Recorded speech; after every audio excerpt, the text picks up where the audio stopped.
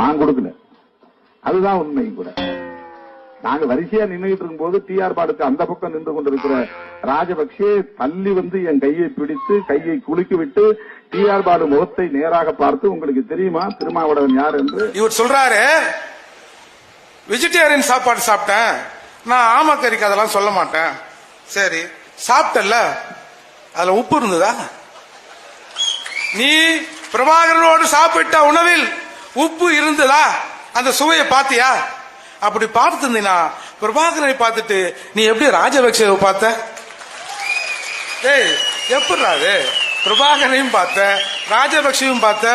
ஓ, உப்பு போட்டு திங்கல போலுது, அதனால தான் பிரபாகரனுக்கு துரோகம் பண்ணியும் ஈழத்தமிழர் அழியணும்னு நினைச்சியோ?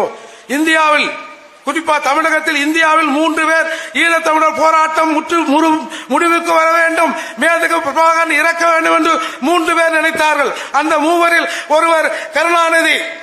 மத்த 2 பேர் யாரா? இன்னமும் தேர்றேன். இவனா இருப்பானா?